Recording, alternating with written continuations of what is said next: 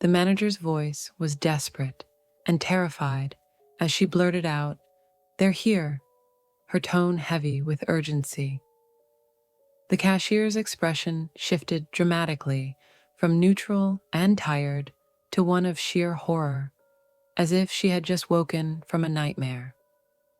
Another staff member, who had been standing behind the counter, quickly rose and moved toward the back of the shop. It was just after 9:30 p.m., and I had been somewhat busy that day. I had recently finished a test and several quizzes for my classes, followed by an arduous workout at the gym. When I returned home, I discovered that I had run out of milk. Deciding to dash to the convenience store directly beneath my apartment complex, I felt I had plenty of time to grab the milk and browse their food items since they closed at 10. After scanning the aisles and finding nothing else of interest, I brought a jug of milk to the counter to check out. At that moment, I was the only customer in the store, accompanied only by 3 employees. I couldn't help but wonder who they were, perhaps a repair or cleaning crew. But the store wasn't closed yet. As I picked up the milk jug and headed toward the door, the manager stepped in front of me and said, "We can't let you leave right now. It's not safe. You will need to wait for them to pass." Confused and irritated, I asked, "Who are they?" I couldn't understand why she was preventing me from leaving, especially since the store was almost closing. After a moment of contemplation, the manager sighed and shook her head, as if too anxious to explain anything. Ignoring my question, she turned back to lower the metal shades over the shop. It was clear they weren't set to close yet. The timing felt all wrong. Despite the unsettling atmosphere, I decided to leave, curious about whatever game they were playing. I approached the door but hesitated before stepping outside. On the other side stood a man dressed in an antique, expensive-looking suit and a large top hat, resembling a 1920s stock trader who had somehow been transported through time. Just then, I heard a distant cry behind me. Turning around, I saw the cashier, tears streaming down her face, hands covering her lips in fear. The manager had returned to the shop, pointing at the man outside, and then at me, issuing a stern and loud command, "Avoid the door right now." I obeyed and walked back to her, but before I could ask anything, she squawked out another order. "Hide behind a shelf. Wait until I tell you to come out. You will die tonight if you do not follow my directions. Proceed now." Despite my conflicting emotions, I sensed that following her instructions was my best option. However, I couldn't fathom why my life, or anyone else's, was in danger. Perhaps this man was a regular who harassed the staff, or worse. Regardless, I complied. I placed the milk on the checkout counter and then hid in a corner between some aisles of the shop. For a while, I stood there feeling awkward and scared about what was unfolding. When I pulled out my phone, it wouldn't turn on, which puzzled me since I was sure it hadn't been dead when I left my apartment. Unfortunately, I had no choice but to wait it out. I overheard the manager talking to the cashier, who seemed terrified of the man or whatever was happening. After about 2 minutes, I heard someone enter through the automatic doors. The sound of footfalls broke the stillness as they approached the counter. The store fell silent again, interrupted only by a man speaking in a friendly tone. "Good evening." "Hello, hello," I could hear the cashier responding, her voice shaky and barely audible. "Could you please lead me to the meat area of your store?" I crept to the edge of the aisle and turned to face the counter, where the teller was now facing the man I had seen outside. His posture was perfect, and I had underestimated his height. He was much taller than I initially thought, likely around 6 feet 5 inches or 6 feet 6 inches. The towering top hat only accentuated his imposing figure. The cashier responded to him hesitantly. We have some lunch meat packages, ham and turkey. They're over in that area, you see." But the man in the suit interrupted her smoothly. "Oh, I'm sorry, my love. I don't think we're talking about the same thing. I was told there would be a reasonable supply of freshly harvested meats for sale." "Sir, I'm not sure what you mean," the cashier replied, her voice trembling. "Oh, I believe you do," he said, remaining perfectly still, towering over the counter and looking down at the now silent teller. I could hear her panting and whimpering as she glanced down in desperation. Clearly intimidated, he seemed almost programmed, like a non-player character in a video game, waiting for input before he could say or do anything else. At that moment, the manager approached me from behind, having likely been in the back of the store. She stood a significant distance behind the man and addressed him directly. "Sir, how may we help you?" Her tone was calm, but I could sense the underlying tension.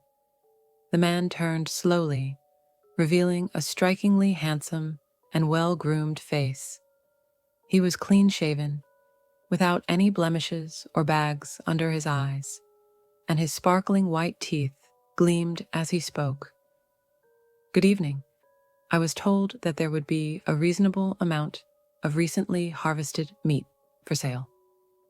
Still wearing his soft grin, he repeated his inquiry to the manager.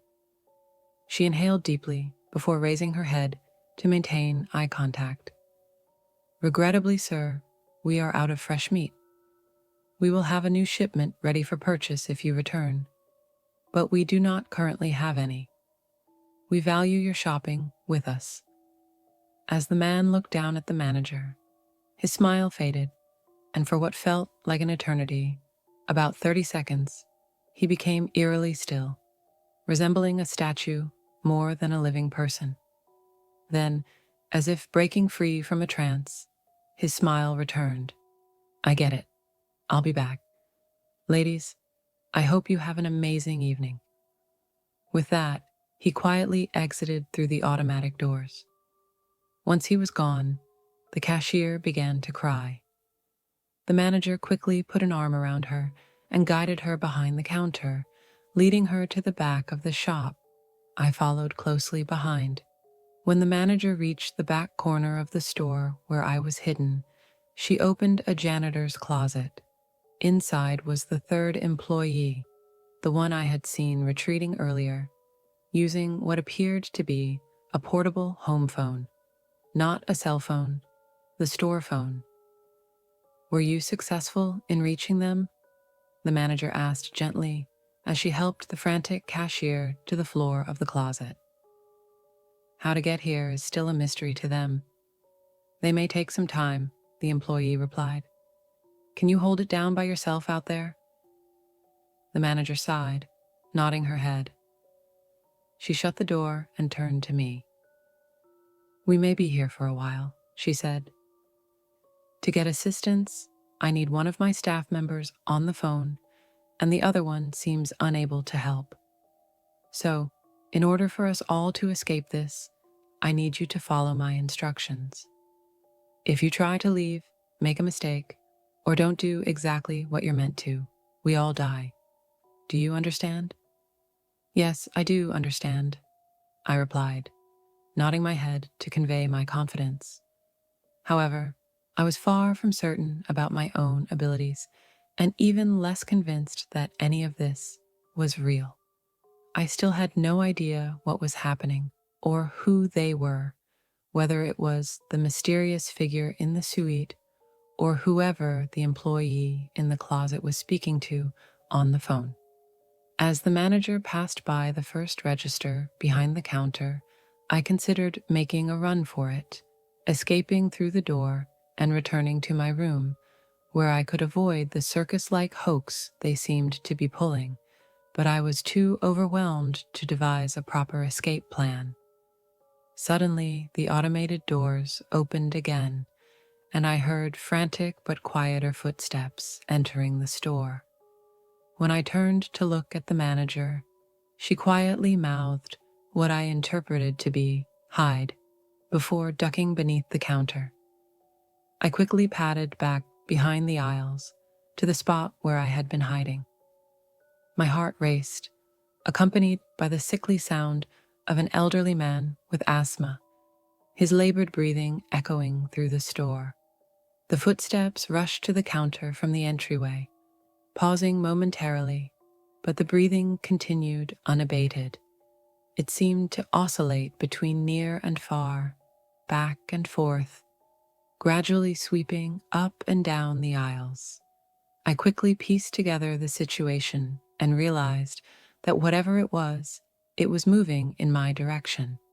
Panic surged through me as I tried to think of a way to avoid being seen. I hoped that whoever it was wouldn't notice me if I crossed an aisle.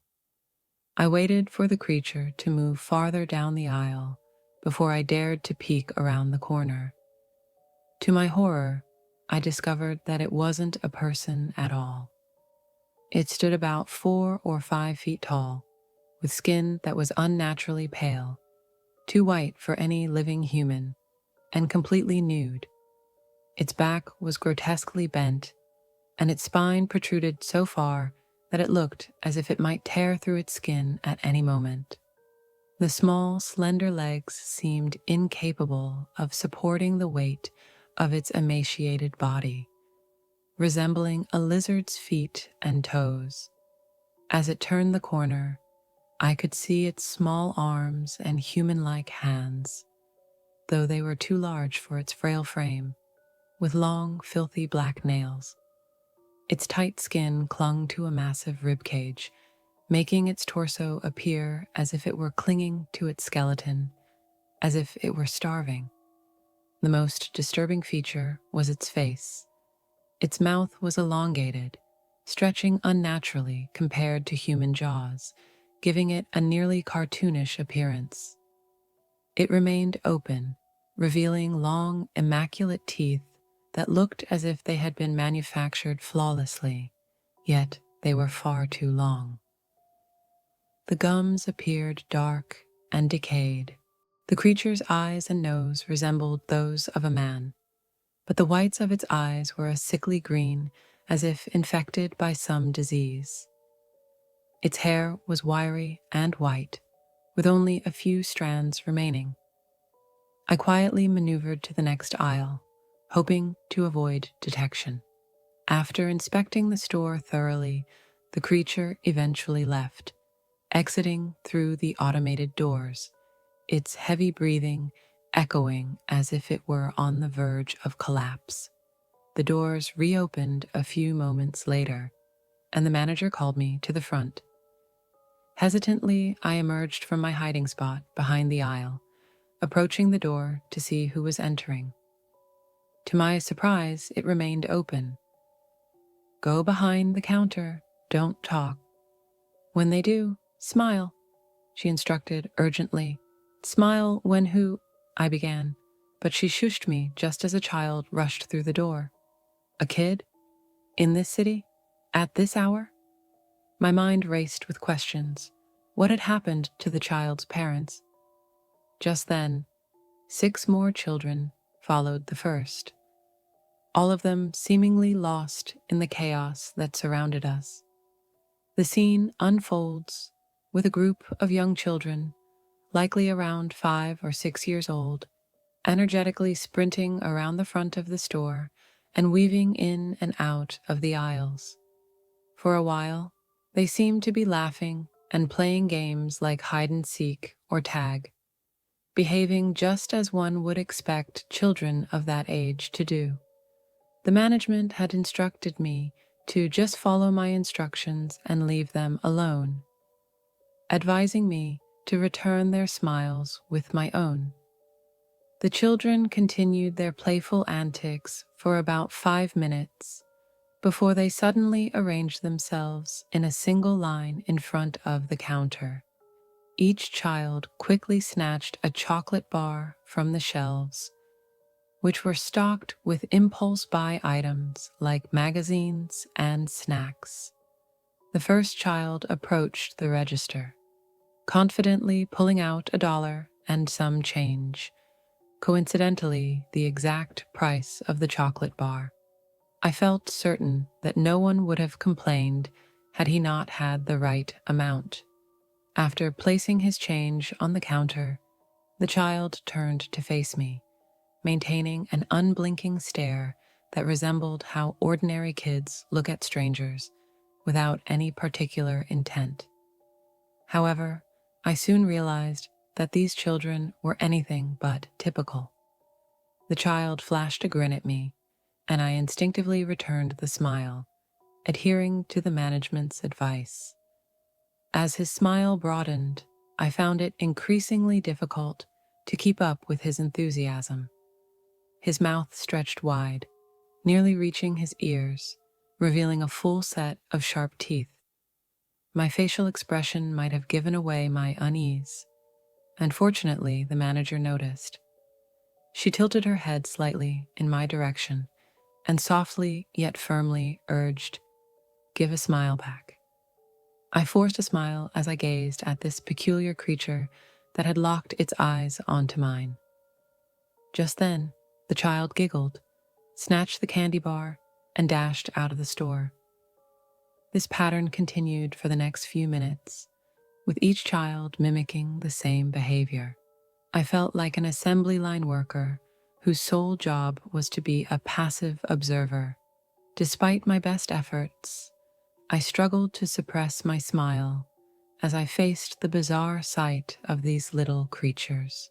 Fortunately, this strange encounter didn't last long, and I felt a sense of relief when it was over.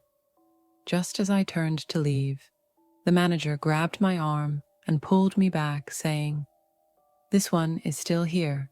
Until it leaves, we stay put." I nodded in silence, listening to the sound of pacing in the back aisles. This child seemed to be the troublemaker of the group. "I will locate you," it squeaked as it ran off, stopping a few moments later in front of the janitor's closet. With a knowing glance, it grabbed the handle and pulled it down.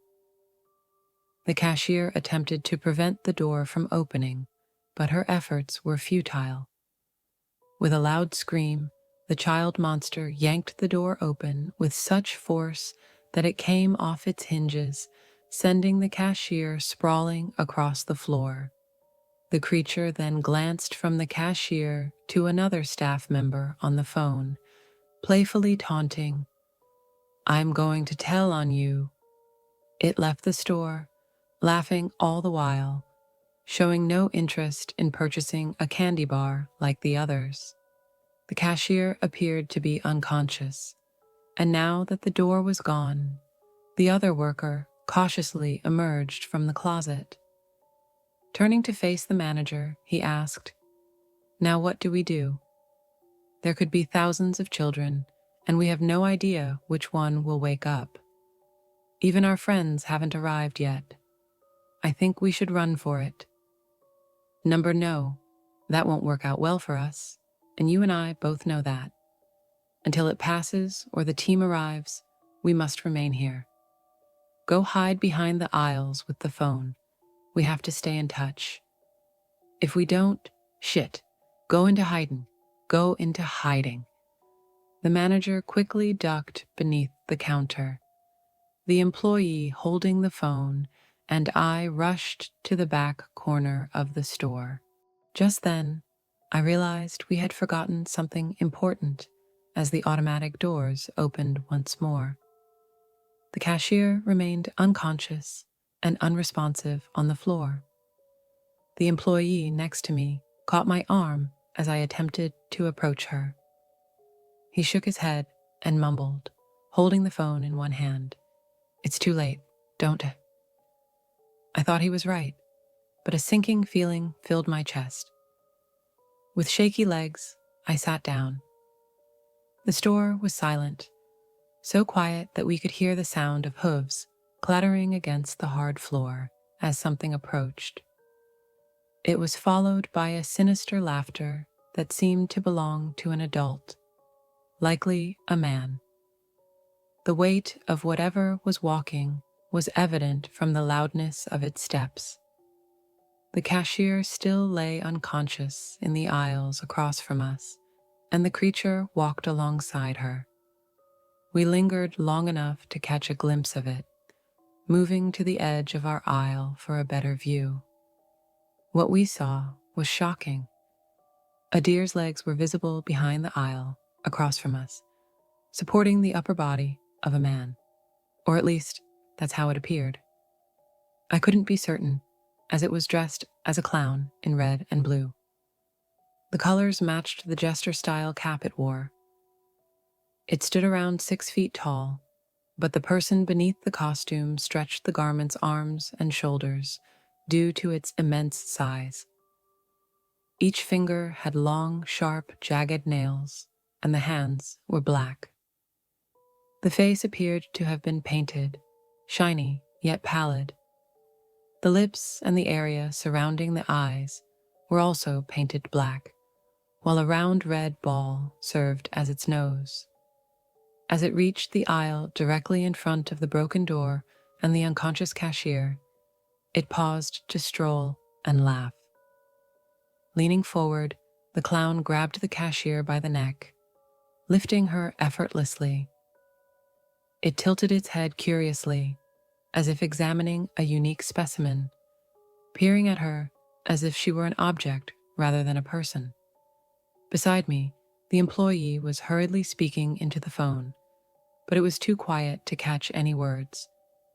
Suddenly, the cashier woke up, her eyes widening in horror as she became aware of what was happening.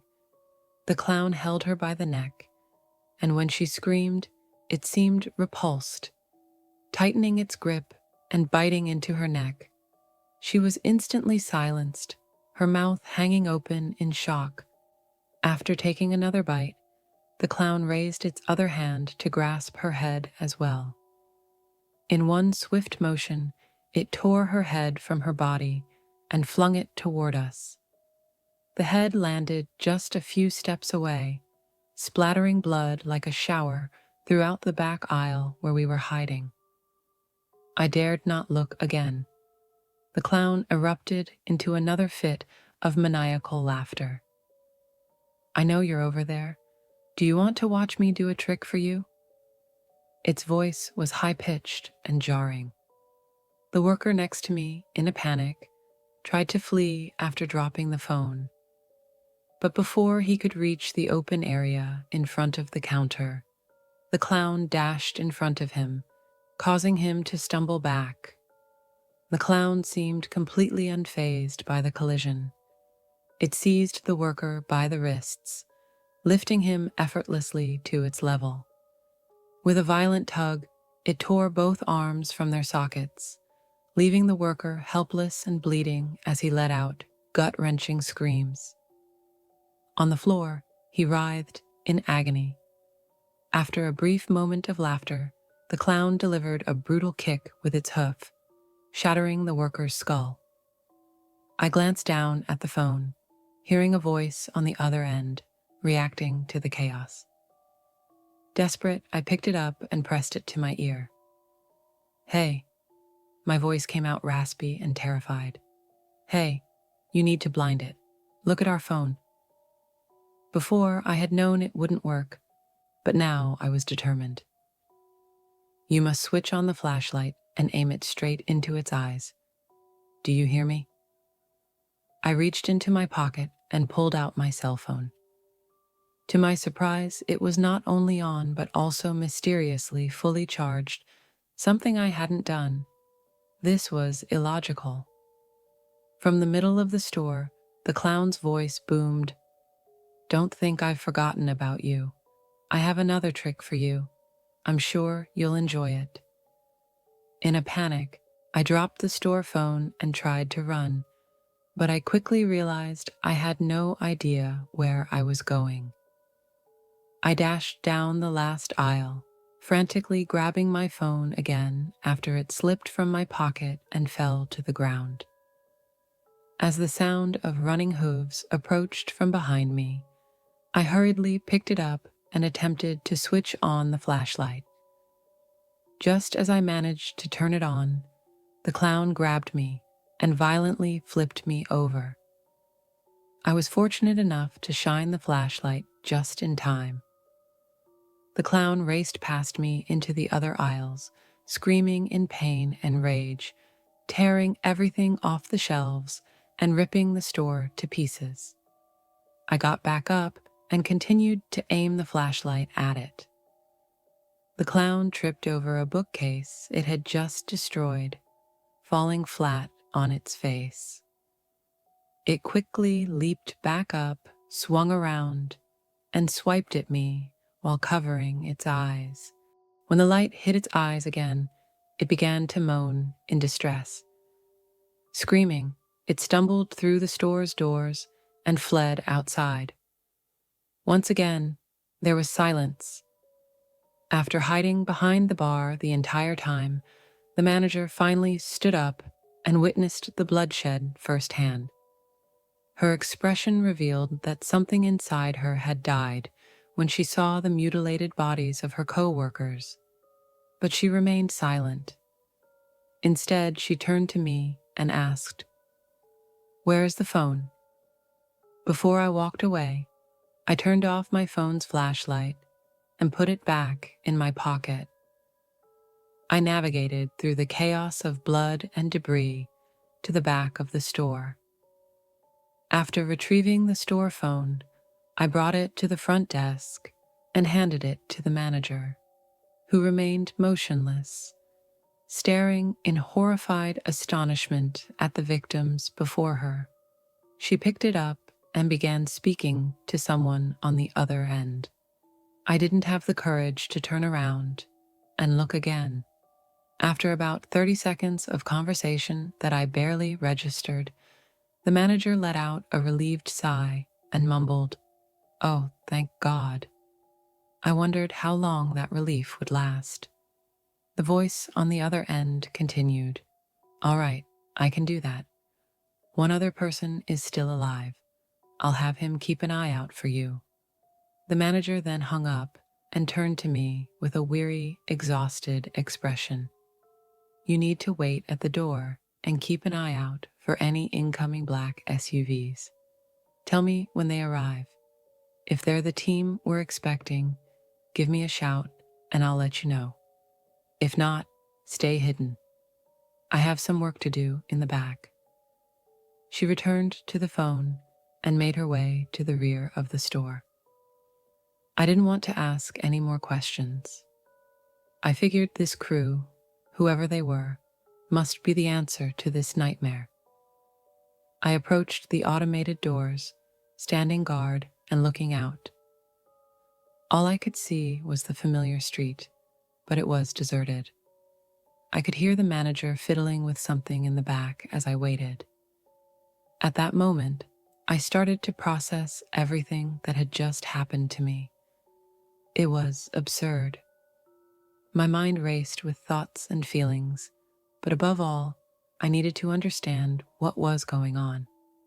For the next 5 minutes, I mentally weighed my options, evaluating their merits. None of them provided a convincing answer. I still had no clarity. Finally, the black SUVs arrived, and a group of men in formal suits poured out, carrying weapons and tactical equipment. About 6 people emerged from each of the 4 or 5 vehicles. I shouted, "Hey!" as I turned to face the back of the store. "Is this who they are? They're here." I didn't hear a response. "Hey!" I shouted again as I made my way to the back of the store.